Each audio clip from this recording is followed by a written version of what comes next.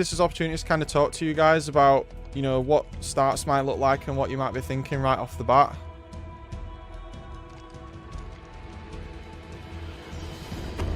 So if we're starting at the bottom of streets, right? If we're starting at the bottom of streets, what are we thinking?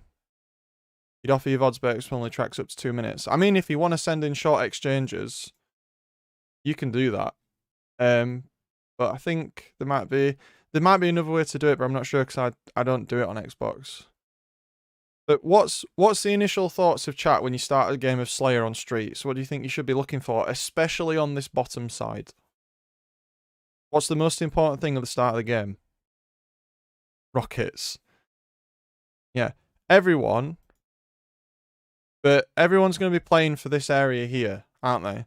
So one of the things that's really important is you need to have someone anchoring on red gun. And even if you're not comfortable with Stalker Rifle on red, you need to have someone there because they provide cover to the middle. But the thing you have to be careful of is that red is open to fire from B rail, and it's also open to A as well.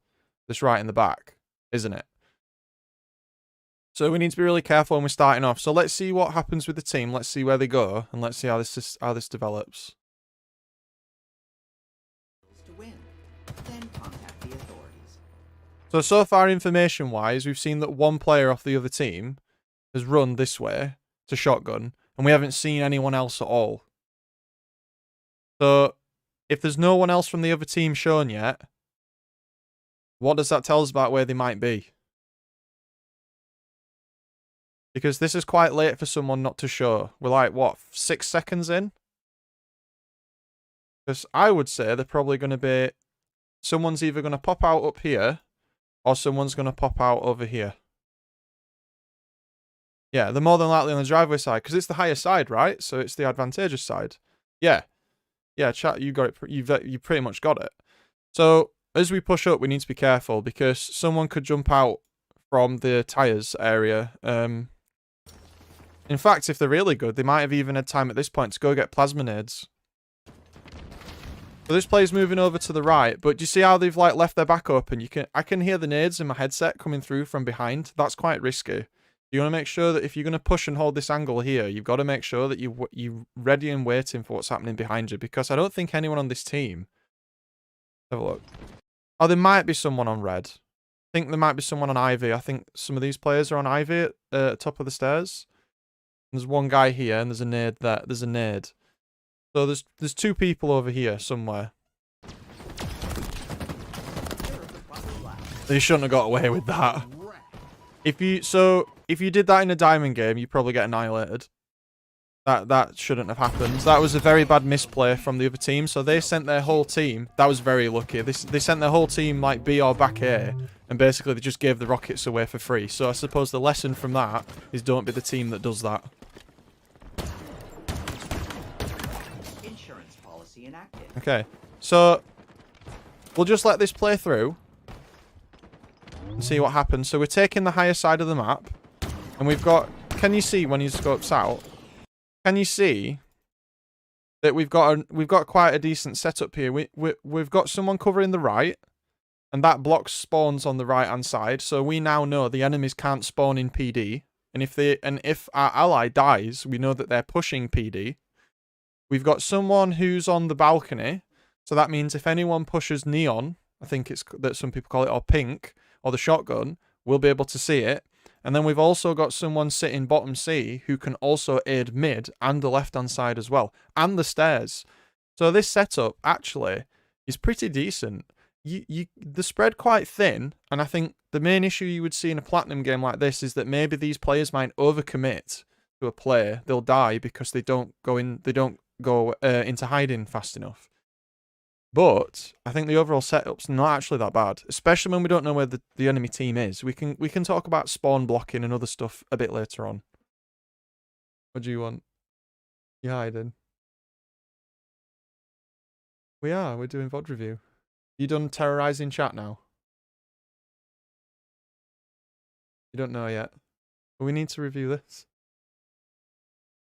You're gonna come and play a big team battle with us later? No, you ain't got a screen. I mean, I could donate my screen to you if I pause the stream for 10 minutes. What? No, no, don't. Yeah. No, I can use my phone. Bye. Bye. Kyla's gone from being here in the text chat to actually being here. She's gone now. Oh, she's back. Why are you terrorizing me? I don't think they can hear you when you're that far away. If you come here, you'll be on camera. They can see your reflection. Yeah. They might have heard that. Chat's scared too, apparently. Oh, they can hear you. They can hear you saying hello.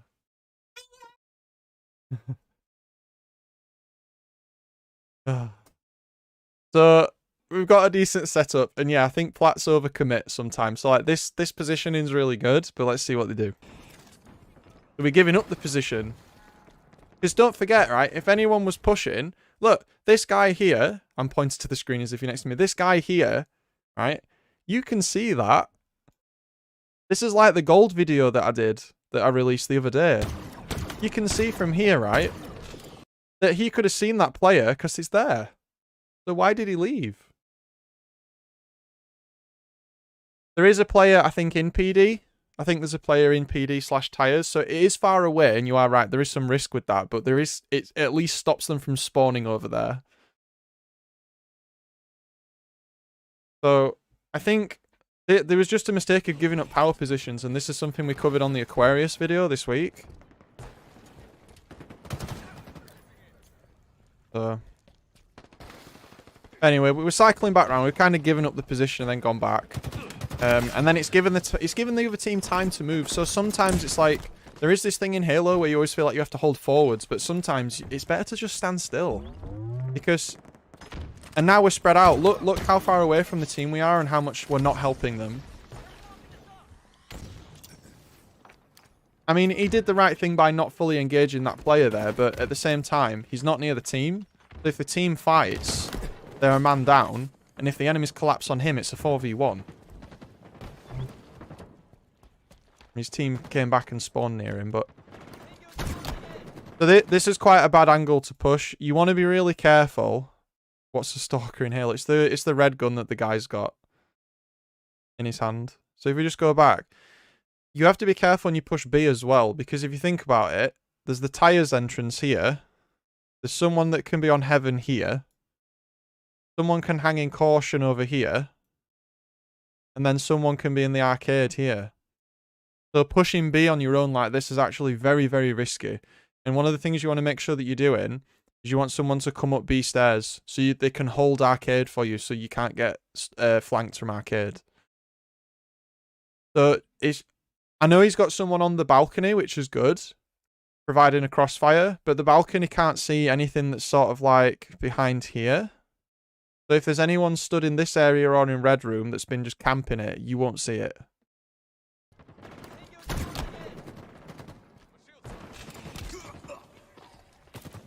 Okay, so we're going back. This is a bit of an overcommitment, you see. Yeah. So as soon as this guy, so he's half shields now. So this is the platinum stuff. So this guy's half shields and he's fully committing to a fight. He could have stopped here. He could have stopped here because he's just, like, he's got teammates behind him. He could have just stopped. But he didn't. He saw the one shot. He saw this guy. And he saw blood. Yeah. I know the Bulldog's really good, and it's easy for us to sit here and to do this. Like, I'm not ridiculing this player. Like, they've got the shotgun. The other guy's one shot. They have an advantage. You have a very distinct advantage over your opponent right now. However, there are so many unknowns here. Yeah? And let's ignore the fact that he misplayed, but look, he's getting shot in the ass. So someone was clearly mid, and he didn't see them. So now it's a 2v1 because he's crossed that threshold. Yeah, he's crossed. The risk is now guaranteed. He's crossed over the line of no return. Because if we go back to here, anywhere past this line is the enemy's territory because he has a distinct tactical disadvantage if he crosses that line. So as soon as we cross this line, here, down the other side as well, here, There might be someone in commando. There's like four different locations we can now be attacked from, and our ally has just died. And we don't know where he died from. We just know that he died to a BR. And we don't know how many people shot him either. So it's just that line of no return. Like, holding here would have been fine. Holding here would have been fine. And it's sort of that, we are 11 and 5, but it's not the point. The point is, if this was Diamond or Onyx, he would have just died like right here. Just dead. Crossed over the line. You get shot in the ass. And then unfortunately, I mean, he gets the trade, but that is just a classic case of overcommitment. If you were behind, you don't want a trade. Because now that means the enemy's one closer to winning, and you're still the same amount behind.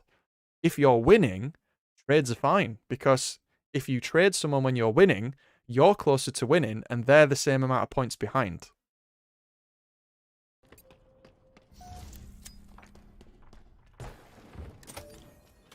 But this time we're pushing with an ally. So that's really good. The other team's sort of scattered. But we're all camping even though the rockets are up. So we've just lost rockets. So now... Oh, we haven't. The other team's just left them on the ground. Nothing wrong with that. Took the rockets, traded them out. We're in the lead.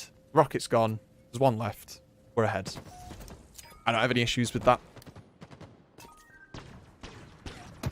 That was a big overcommitment to trash though. Big overcommitment, just jumping over the stairs like that. And again, sort of closing the gap. So another thing that I want to talk about, and again, chat, if you feel free to continue to contribute to this as we go, because this is not just like the Vanadam show. This is us talking together about this, because you might bring something up I miss. But if we just go back a little bit, maybe jump over the rail here. How come we can't just fight this guy from here? Why do we have to run up to him? Because another point that a lot of people, someone in chat was supposed to be,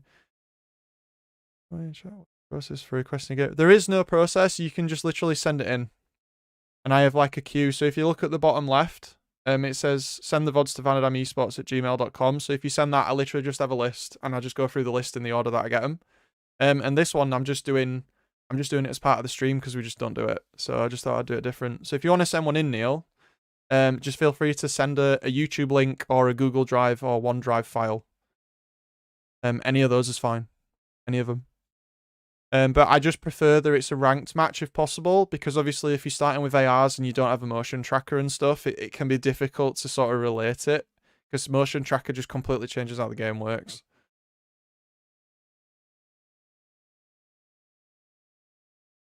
But yeah, so we could have took this fight from here, and another thing is if this fight went badly... No, it's all good. I want to talk to you guys, that's why I'm doing this on stream. So like, we've jumped in, we've fully committed. That in itself is very risky. We shouldn't do that. And also, we could have held... See this building here? This could have been a way for us on the stairs behind to sort of jiggle peek in and out. And if you don't know what jiggle peeking is, it's literally when you just walk out, walk in, walk out, walk in, walk out. And you just pre-fire. So pre-firing is where you hit the BR trigger before you actually peek out. And because the way the server works, you actually fire when you're, excuse me, out of cover.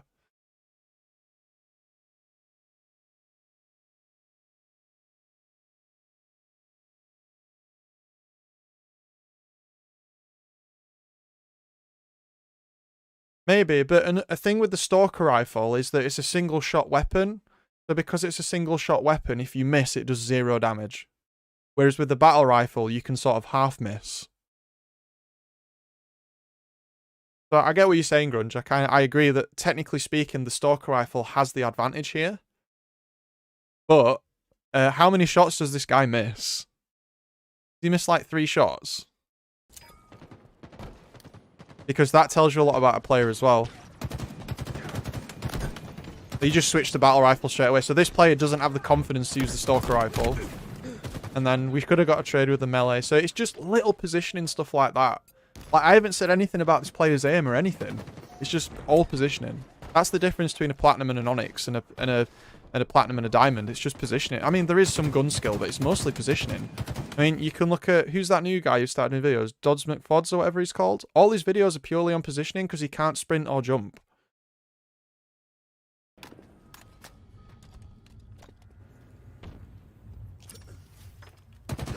That was a decent nade. He could have banked it off the pillar instead. Might have been a good time for the trash can jump that avoids the clamber. Yeah, that's true too. Try and learn how to jump up. That was just another rush in. So here we've ran into a scenario where we know there's at least one guy. Again, he's one shot, so it's the old he's one shot, so I must chase.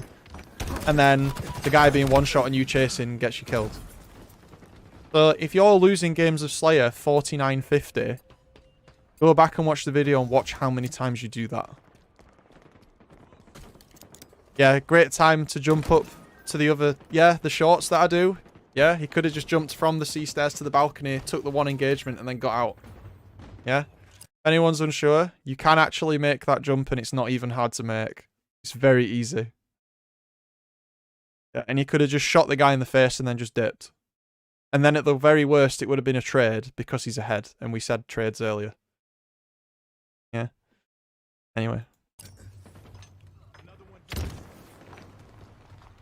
So don't chase one-shots. Call them out, and if your team's holding a good crossfire, they'll get them for you. Assists wins games. Oh, yeah, it is easy to accidentally slide off, yeah.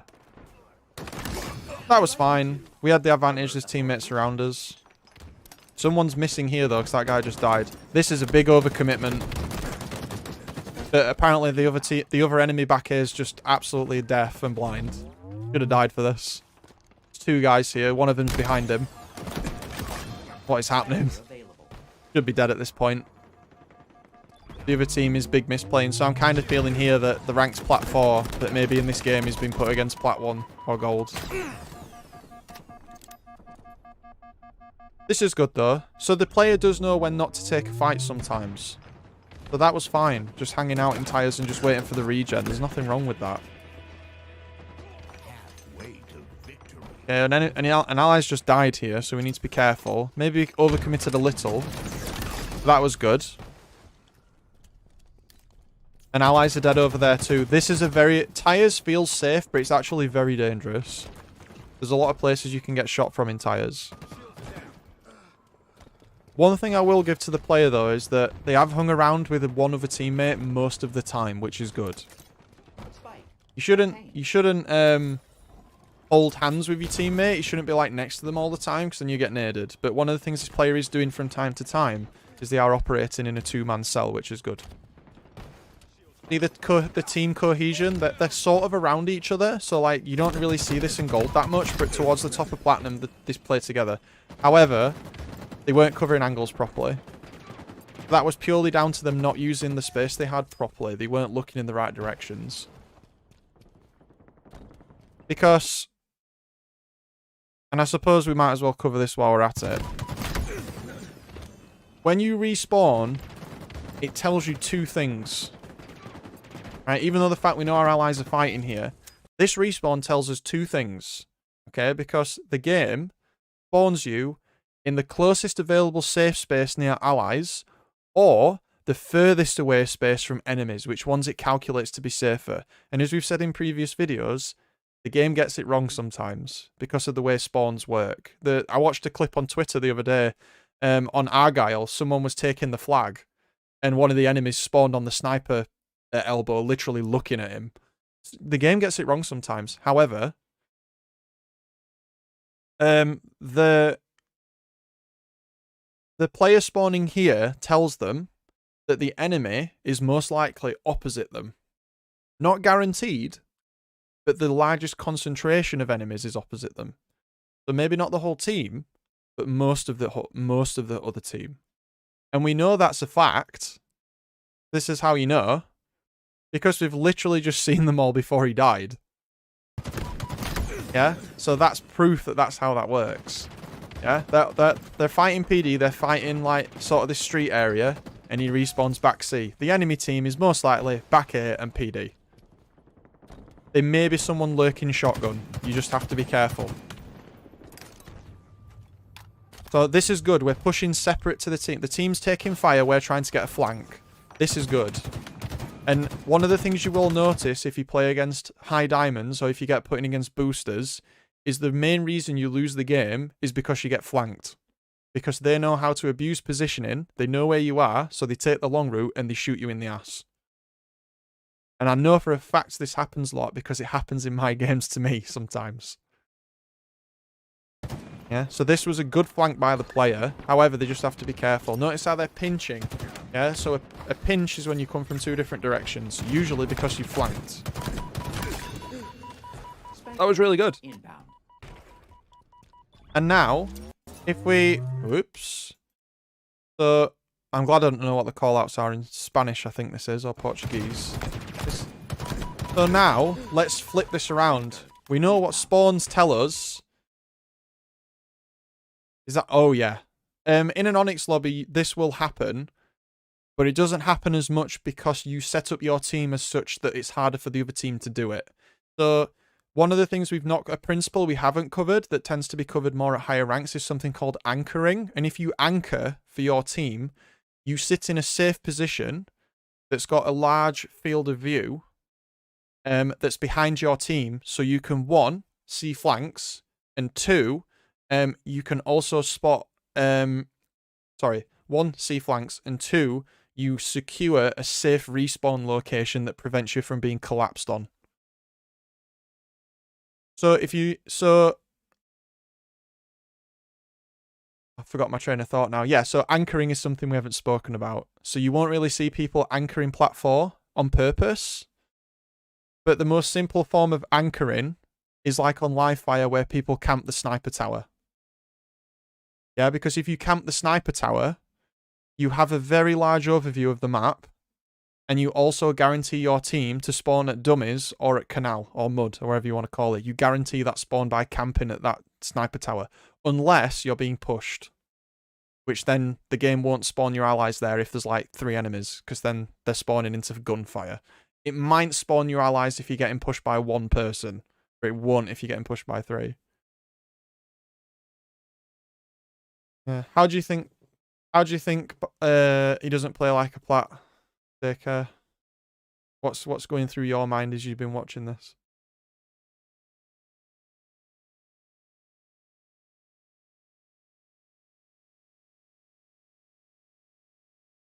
Because I think some of the things he's done are quite good, but other things are sort of...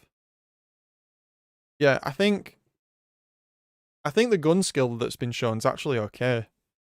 I just think it's a little bit of strategic decision, sort of like, I hate to use the term, but like ego push or ego challenge. So it's like the guy's one shot, so I have an advantage, so I'm going.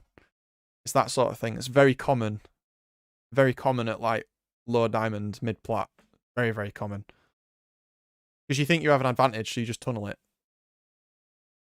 But like I said, I'm not tearing this player apart. He's done plenty of things that are actually pretty decent. You know, he clearly knows to some extent what he's doing. Yeah, he's decent for sure, yeah. It's easy to really tear people apart in VoD Review, but I have tried to point out good things. So anyway, just skipping back a little bit here. So earlier on we were talking about spawns. So if we respawn somewhere, we know potentially where the enemy could be, or where the largest concentration of enemies could be. So let's flip that idea around. We're all alive. And now the enemy is respawning. So if we know that we respawn the furthest points from our enemies, we know that they're going to respawn the furthest point from us. And the furthest point from this player right now, well, the greatest concentration of players on our team, I should say, we have 1, 2, 3 players in the PD B pillars area. I am willing to bet that the enemy team is currently spawning in Ivy or back C because of where we're stood. And not to mention this guy here, he's actually blocking the enemy team from spawning back A. And so are you. So is this player. The actual player character we're watching, he's preventing them from spawning PD because he's blocking it. Because he stood there. So because of how we're stood, we're forcing the enemies to spawn in the tram. So let's have a look if that's what's happening. They should be pushing from B stairs or from ATM after this. So they're pushing from the bottom driveway. That's one from over there. And one's jumping out commando. You can see on the screen that the other players are fighting some people in tram. So that again proves exactly what we were saying. They respawn the furthest away from us. Here's a pizza jump attempt. Oh, that's so sad. Seeing as we're here, let's go back. Pizza jump tip. See this light here? Jump on top of the light right there. You have to crouch jump. If you do that, you can then crouch jump to here. If you find it difficult, you can use the thruster when you jump over and it makes it easier. Yeah, so you have to land on top of this light frame here. It makes it a lot easier. Pizza jump's not easy to do every time. I think I can do it most of the time, but I'd be lying if I said I did it every time. Probably like 8 out of 10 or 9 out of 10. I do mess it up sometimes. Depends how quick I'm trying to be and if I jump too early. Adoration. Anyway, so it's 38 to 26 at the minute. So they spent too long on the pizza jump, but it is what it is. We're ahead. So now think about the enemy and where they're going to be. We're pushing the back of C. So anyone we kill is probably going to spawn at cafe right now. That was... okay. That guy was trying to hide. Make sure you fire the rockets at the ground. Don't fire them in the air.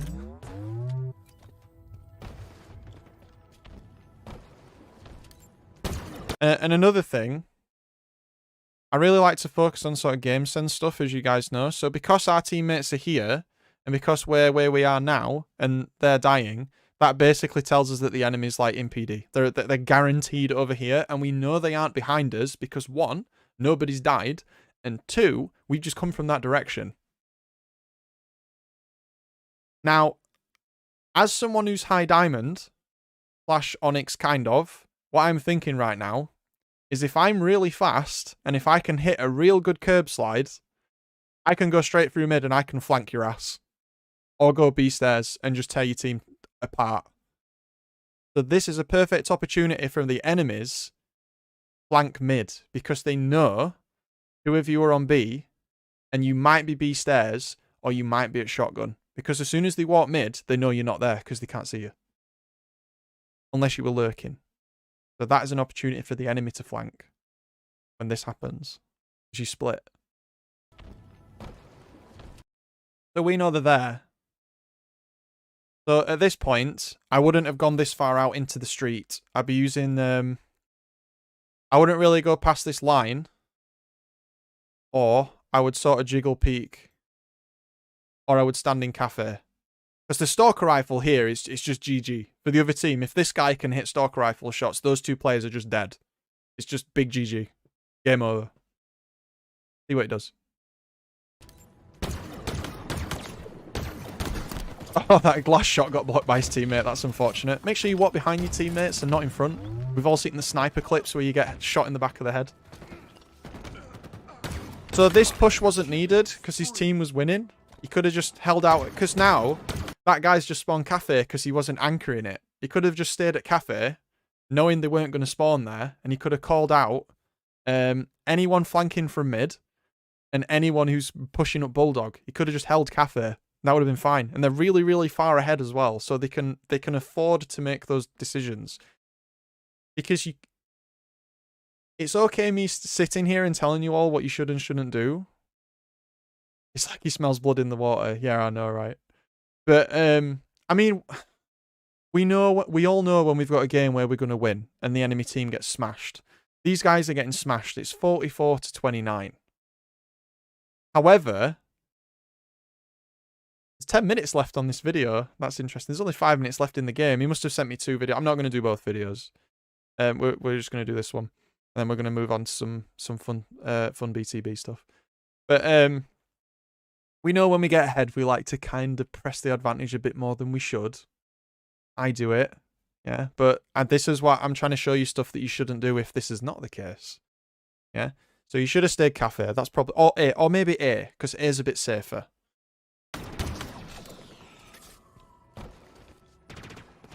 That was a missed. So again, I know I love to do this. Love to pause. Missed opportunity. Missed opportunity. Right. What's the strength of the stalker rifle, chat? Just going to pause the video right here. What is the stalker rifle good at? Why would you pick a stalker rifle over Commando? Or BR? if you were good with it.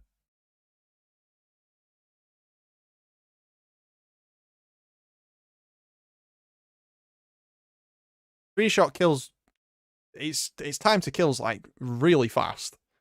And it holds the lanes. The Stalker rifle is basically like a mini sniper. Yeah? It has incredible pressure at medium to long range, because if you're good with the Stalker, you are a considerable threat to the other team. Because even if you don't land 3 shots on the other team, if you shoot them twice and your ally shoots them once, that will kill them. Yeah? 2 body shots and a BR shot, 2 body shots from a Stalker and 1 BR shot from a battle rifle, obviously, would kill someone. So I would have probably held cross here and maybe had a look. Because look, there's a ping. Our allies have just pinged. Yeah? I know there's other stuff you can do. And one of the things you should always appreciate when I do this is that what I say here isn't the only thing that you can do.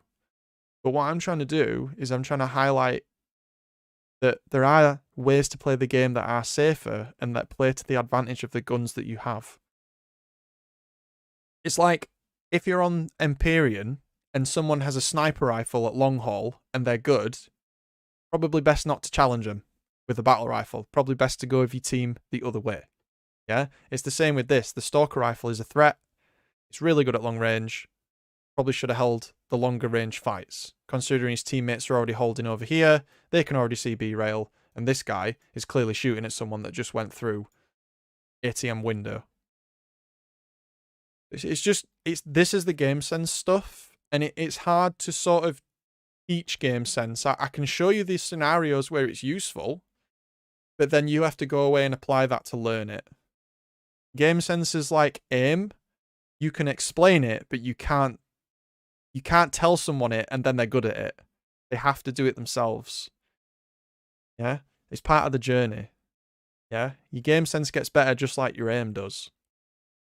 The more games you play, the more sense you have, hopefully. If you don't turn into bot mode. Which we all do, sometimes. So I would have just held that. He got an assist somehow. I'd missed that completely. But then we're looking for blood. This is just pure looking for blood. He's just running all over the place. But the other team's getting absolutely stomped. I'm going to go ahead and say, from what I've seen this game... Oh, did he actually hit the guy? Oh, yeah, the guy at Cafe from before. Yeah, yeah. I'm going to say from this that I think that the player here won purely on gun skill.